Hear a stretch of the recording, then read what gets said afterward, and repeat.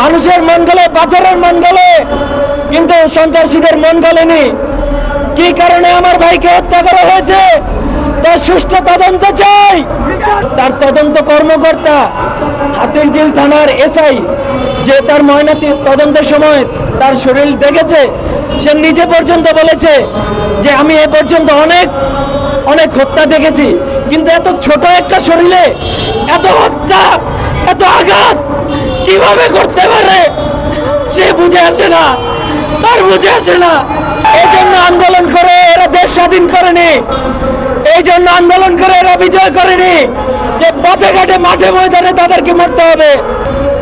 বিজয় যেদিন আসলো তার পরের দিন থেকে তারা ক্যালিওগ্রাফিতে করা নিয়ে ব্যস্ত হয়ে গেল। এরপর আসলো বন্যা পরিস্থিতি, তারা বন্যার ত্রাণ সংগ্রহ করছিল। যেদিন তাকে নির্মমভাবে হত্যা করা হয় সেদিন রাত্রে আমার ভাইয়ের ফেনী যাওয়ার কথা ছিল, কিন্তু সে যেতে পারেনি, সন্ত্রাসীরা তাকে যেতে দেয়নি।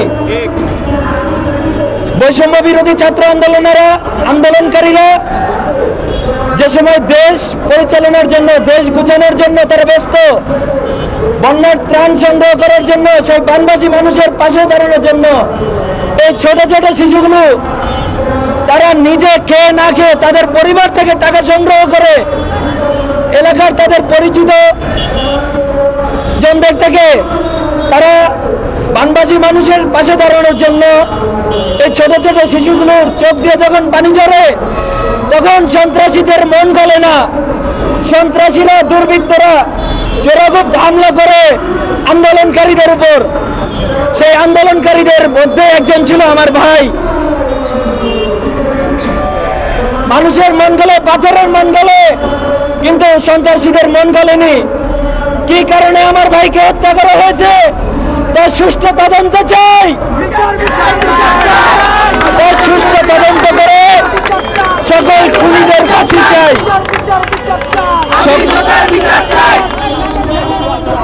তার সুষ্ঠু তদন্ত করে আমরা সব খুনিদের ফাঁসি চাই। বিচার তো চাই, সেই বিচার যেন অবশ্যই খুনিদের ফাঁসি চাই। এই জন্য আন্দোলন করে এরা দেশ স্বাধীন করেনি, এই জন্য আন্দোলন করে এরা বিজয় করেনি যে পথে ঘাটে মাঠে ময়দানে তাদেরকে মারতে হবে। এই এইচএসসি পরীক্ষার্থী তার কি জন্য মৃত্যু হবে আজকে, তার কি জন্য আজকে মরতে হবে?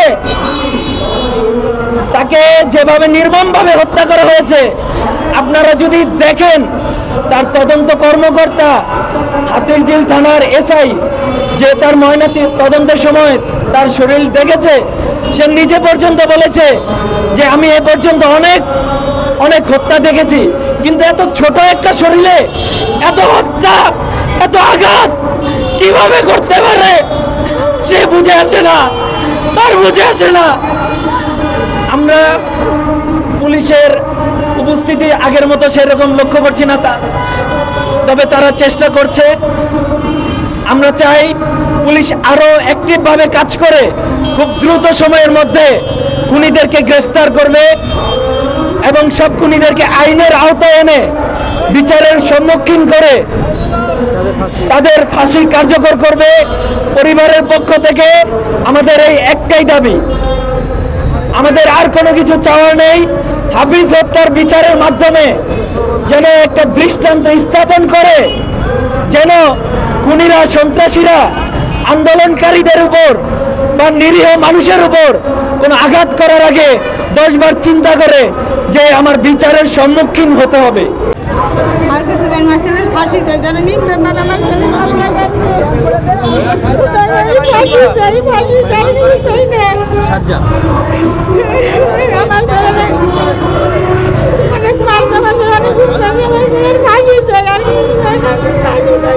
অনেক